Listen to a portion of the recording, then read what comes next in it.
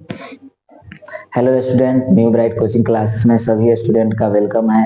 जितने भी मेरे ऑनलाइन स्टूडेंट हैं सभी ऑनलाइन क्लास में जुड़ जाएं, क्योंकि आपके लिए हम लॉन्ग सीरीज पार्ट 3 लेकर के आए हैं। और जो भी मेरे ऑनलाइन स्टूडेंट हैं सभी को हम बता देना चाहते हैं कि आपके पास समय बहुत कम है मैट्रिक बोर्ड एग्जाम के लिए। इसलिए आप लोग रिवीजन करें, रिवाइज करें जो भी आपको अभी तक पढ़ाया गया है। हम जो आपको पढ़ाए हैं ऑब्जेक्टिव क्वेश्चन या शॉर्ट सीरीज जो हम आपका 6 सीरीज बताए थे, या लॉन्ग सीरीज जो अभी हम बताने जा रहे हैं, इससे पहले बताए थे और इसके बाद भी एक सीरीज बताएंगे, वो सभी क्वेश्चन पर आप रिवाइज कर ले। रिवाइज ही कीजिएगा तभी आपका बेहतर रिजल्ट आएगा।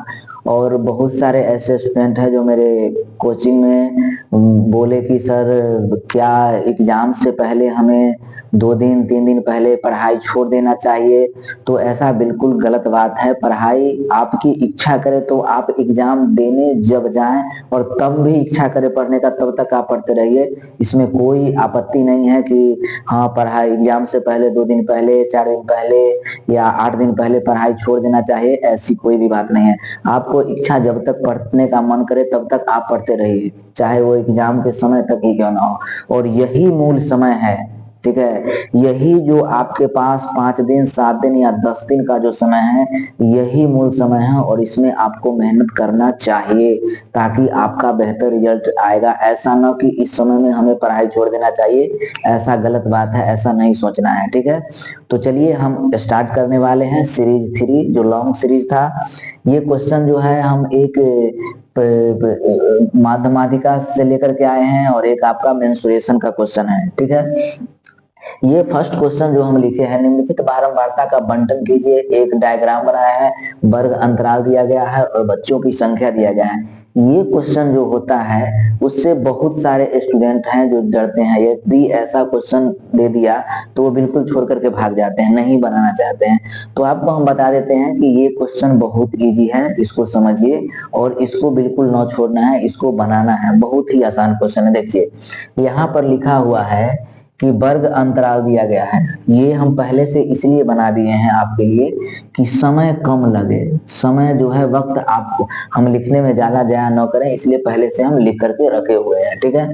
अब देखिए वर्ग अंतराल लिखा हुआ है, बारंबारता लिखा, बारंबारता वर्ग चिन्ह बारंबारता और एफ एक्स, ये वर्ग चिन्ह को कहते हैं एफ और बारंबारता को कहते हैं एक्स, ठीक है। तो बारंबारता जो है, बारंबारता जो आपका दिया गया है वो बारंबारता आपका है, वो बारंबारता आपका है ये जो नीचे बच्चों की संख्या जो है यही आपका बारंबारता कहलाएगा। तो हम यहाँ पर लिखेंगे 2, फिर 5, फिर 12, फिर 16, फिर 25। अब सवाल आता है कि सर वर्ग चिन्ह क्या होता है। वर्ग चिन्ह को हम कैसे निकालें या फिर एफ एक्स को कैसे निकालें। तो वर्ग चिन्ह यदि एफ है हम निकाल लेंगे, एक्स ऑलरेडी दिया हुआ है तो एफ और एक्स को हम गुणा करके लिख देंगे, ठीक है। तो वर्ग चिन्ह कैसे निकाले, तो वर्ग चिन्ह ऐसे निकलता है कि ये दोनों संख्या जो है 6 और 10 जो है, ठीक है ना, इसको 6 + 10/2, ठीक है, ऐसे हम करेंगे। इसको हम जोड़ करके क्या करेंगे, गुना करें, भाग कर देंगे 2 से।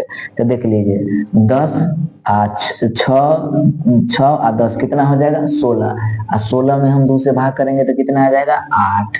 यदि 14 और 24, 14 और 10 कितना होगा 24, 24 में 2 से करेंगे तो कितना हो जाएगा 12।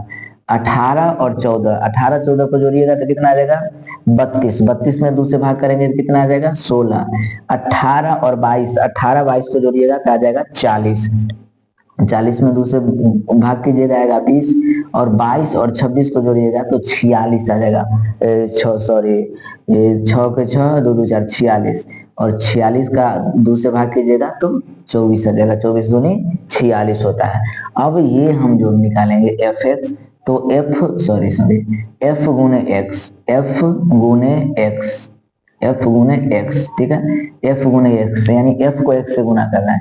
तो देखिए फर्स्ट में एफ कितना है 8, एक्स कितना है 2, 8 दूनी 16, तो यहाँ पर लिखेंगे 8 दूनी 16, 12 × 5 = 60, 16 में 12 से गुना करेंगे तब 16 में 12 से गुना करने के बाद आएगा 192, 192, और 20 में आप कीजिएगा 16 से गुना तो आपको आ जाएगा 320, 320 और 24 में 25 से आप गुना कीजिएगा तो आपको गुना करने के बाद आएगा 600 600 600। अब इस सब को क्या करना है, इस सब को क्या करना है, ऐड यानी जोड़ करना है। सबको क्या करना है, जोड़ देना है ये सामने वाला का, ठीक है। तो सबको जोड़ करके आपको आ जाएगा, सबको जोड़ कर आ जाएगा 1188 और ये 1188 जो होगा वो होगा सिग्मा एफ एक्स। याद रखिएगा ये जो चिन्ह है, ये जो चिन्ह हम लिखे हैं इसको कहते हैं सिग्मा, इसको हम कहते हैं सिग्मा। इस चिन्ह को क्या कहते हैं, सिग्मा। सिग्मा एफ एक्स बराबर कितना आ गया, 1188। और इसको जब हम बारंबारता को जब हम जोड़ेंगे तो बारंबारता जोड़ करके आ जाएगा 60। तो सिग्मा एक्स क्या होगा, sigma x, sorry sigma x नहीं, ये एफ होगा, ये एफ होगा और ये आपका एक्स होगा। सिग्मा हो जाएगा सिग्मा एफ बराबर जोड़कर कितना आ जाएगा 60। और माध्य निकालने का फॉर्मूला क्या होता है, माध्य निकालने का, माध्य बराबर होता है, माध्य बराबर सिग्मा एफ एक्स बटे सिग्मा एफ। तो सिग्मा एफ एक्स कितना 1188 और सिग्मा एफ कितना 60। और जब हम इन दोनों को डिवाइड करेंगे तो डिवाइड करके आ जाएगा 19.8, ठीक है। यही आपका रिजल्ट होगा, यही आपका आंसर होगा। तो याद रखिए कि वर्ग चिन्ह जब निकालना हो तो दोनों संख्या के जोड़ करके 2 से भाग कर देना है, ठीक है। और बारंबार था तो आपको ऑलरेडी उससे नीचे लिखा हुआ है। और जब एफ एक्स निकालना हो तो एफ में एक्स से गुना कर देना है, यानी कि बारंबारता को वर्ग चिन्ह से गुना कर देना है। और जो एफ एक्स निकाल करके आएगा वो सिग्मा एफ एक्स होगा और जो बारंबारता निकाल करके आएगा वो सिग्मा एफ होगा। और माध्य का फॉर्मूला होता है कि सिग्मा एफ एक्स बटे सिग्मा एफ एक्स आपका 1188 आया था, सिग्मा एफ आया था 60 और जब हम भाग किए दोनों का तो 19.8 आ गया, ठीक है। तो इस तरह से इस क्वेश्चन को हम सॉल्व कर लिए। अब चलिए दूसरा नंबर क्वेश्चन पर चलते हैं। दूसरा नंबर क्वेश्चन है, ये काफी बार पूछा गया है क्वेश्चन और इस बार भी आने की लगभग 90% संभावना है, ठीक है। ये ग्लास, बाल्टी, ये सब फेवरेट क्वेश्चन है, प्रसिद्ध क्वेश्चन है, ठीक है ना। ये सब पूछता है, आपको मेंसुरेशन का क्वेश्चन इसमें से आएगा एक एकदम छिन्नक वाला। पानी पीने वाला एक गिलास 45 सेंटीमीटर ऊंचाई वाले शंकु के एक छिन्नक है। शंकु के एक छिन्नक के मतलब क्या है, शंकु का आकार का है, ऊपर से कटा हुआ है तो छिन्नक बन गया। और वह बंद करके या तो बाल्टी की तरह आएगा या ग्लास की तरह। तो देखिए ग्लास की तरह आया, इसकी हाइट जो है, सॉरी इसका हाइट जो है, इसका हाइट ऊंचाई वह है 45 सेंटीमीटर। ऊंचाई कितना है 45 सेंटीमीटर। यहाँ पर हम लिख देंगे ऊंचाई h बराबर कितना 45 सेंटीमीटर, ठीक है। शंकु के छिन्नक के आकार का है। छिन्नक के बारे में हम उसके कॉन्सेप्ट को बताए थे, छिन्नक के कॉन्सेप्ट को बहुत अच्छे तरह से हम बताए हैं। यदि हमारे वीडियो को आप सब्सक्राइब कर लीजिएगा तो आपको मेरा कॉन्सेप्ट वहां पर मिल जाएगा, छिन्नक के उस कॉन्सेप्ट को यदि कॉन्सेप्ट आप देख लीजिएगा तो ये क्वेश्चन बनाने में और भी सहूलियत होगी और इससे रिलेटेड और भी क्वेश्चन होगा। छिन्नक हो, बाल्टी हो तो और आसान होगा बनाने में। तो छिन्नक का मतलब क्या हुआ कि उसका दोनों सिरा जो होता है ऊपर और नीचे वाला उसमें अंतर होता है। जैसे बाल्टी देख लीजिए, बाल्टी का पेंदा होता है छोटा आकार का और ऊपर जाते जाते बड़ा हो जाता है। गिलास को देखिए नीचे से कम मोटा, ऊपर जाते जाते बड़ा हो जाता है, ठीक है। उस इस तरह से गिलास बनता है, ठीक है। तो उसी आकार का, इसमें 2 त्रिज्या होती है, ठीक है। तो इसमें ग्लास जो है उसमें देखिए कि ये 2 त्रिज्या है, ये है और ये नीचे वाला जो है छोटा है इसलिए 7 सेंटीमीटर है और वो बड़ा है इसलिए 28 सेंटीमीटर है। तो उसको भी हम यहाँ लिख देंगे R1 बराबर 28 सेंटीमीटर और R2 बराबर आपका 7 सेंटीमीटर हो जाएगा।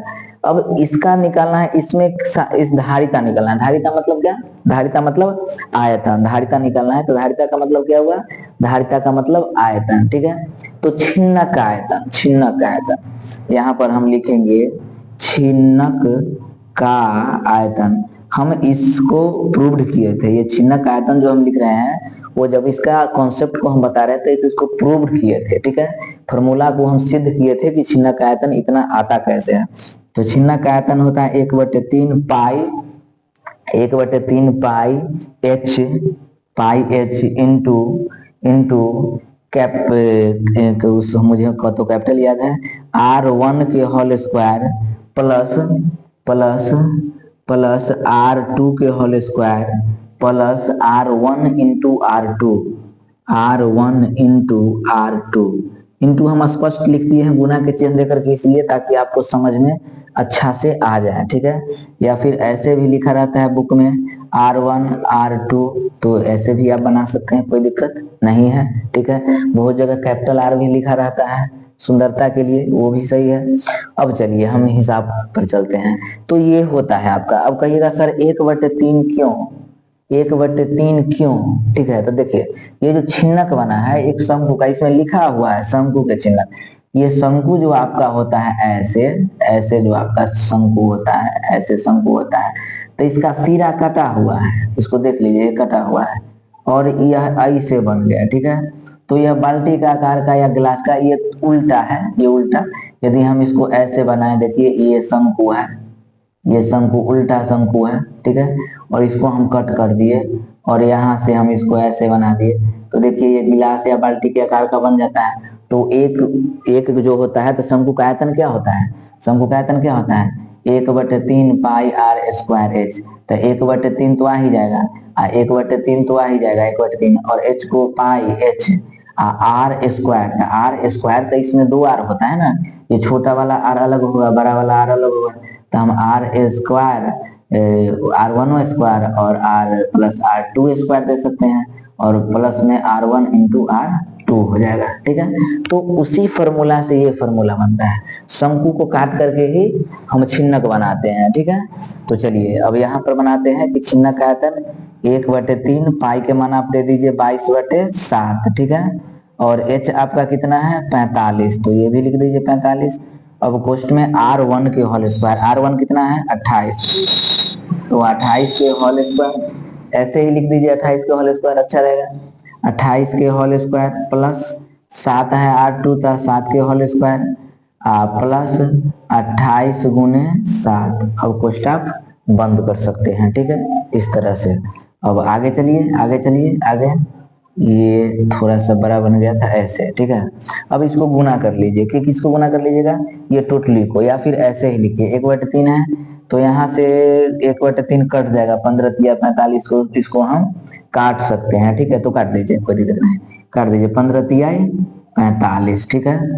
तब 22 गुने 15 बटे नीचे तो 7 हो जाएगा, 7 तो कटेगा नहीं, और 28 में 28 से हम गुना करेंगे तो हमको आ जाएगा कितना, निकल करके 28 में 28 से गुना करके आ जाएगा 784, 784, 7 सत्ते कितना हो जाएगा 49, और 28 में 7 से गुना करेंगे तो हमें आ जाएगा 196। फिर हम क्वेश्चन बंद कर दिए। अब 22 में जब हम करेंगे 15 से गुना, 22 में 15 से हम गुना करेंगे तो यहाँ पर तो कटने की कोई चांस नहीं है, 7 तो नीचे रह ही जाएगा। तो 22 में आप 15 से गुना कीजिए और उसके बाद लिख दीजिए यहाँ पर 22 गुने 15, 3 से 45 कट के यहाँ पर लिख दीजिए कि 22 गुने 15, 3 तो कटा हुआ है, 7 नीचे है, ठीक है ना, 7 से तो कटने की संभावना नहीं है। तो आप यहाँ पर लिख दीजिए 22, सॉरी, यहाँ पर आप लिख दीजिए 22 गुने 15, और यहाँ पर पहले इसको जोड़िए, ठीक है, इसको जोड़िए, या 7 लिख दीजिए, कोई दिक्कत नहीं है, 7 अभी लिख दीजिए।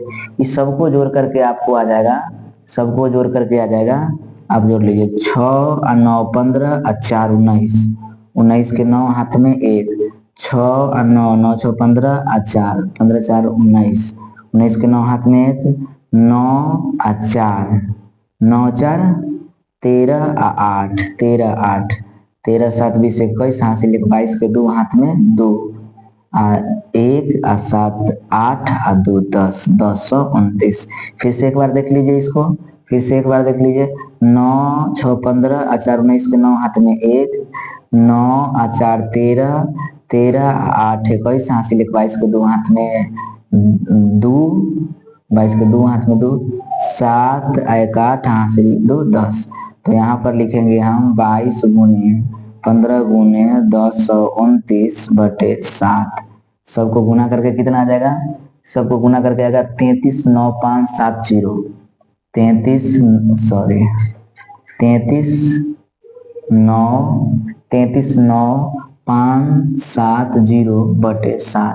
और जब हम इसको डिवाइड करेंगे, कट करेंगे, तो आपका रिजल्ट आ जाएगा 48,510 सेंटीमीटर क्यूब। जब भी हम आयतन निकालते हैं तो सेंटीमीटर क्यूब में हम उसको आंसर को पुट करते हैं। तो इस तरह से जब भी आपको लॉन्ग क्वेश्चन पूछा जाएगा तो इस तरह से आप बनाइएगा। इसमें कैलकुलेशन थोड़ा सा टफ है, ठीक है, तो कैलकुलेशन का आपको प्रैक्टिस करना होगा। कैलकुलेशन जो है वहां पर तो आपको कोई इलेक्ट्रॉनिक डिवाइस ऐसा कुछ ले जाना है नहीं जो आप उससे बना सकते हैं, तो आपको कॉपी पर ही कैलकुलेशन सॉल्व करना होगा, हैवी कैलकुलेशन रखना होगा ताकि आप फटाफट वहां पर बना सकते हैं, ठीक है। और सभी विद्यार्थी को हम फिर से कहना चाहेंगे कि मैट्रिक बोर्ड एग्जाम के लिए बिल्कुल टेंशन न ले, बिल्कुल न घबराएं, कूल माइंड होकर के परीक्षा दे, माइंड फ्री होकर के परीक्षा दे, क्योंकि आपका क्वेश्चन कोई ज्यादा हार्ड नहीं होगा, क्वेश्चन नॉर्मली ही पूछा जाएगा।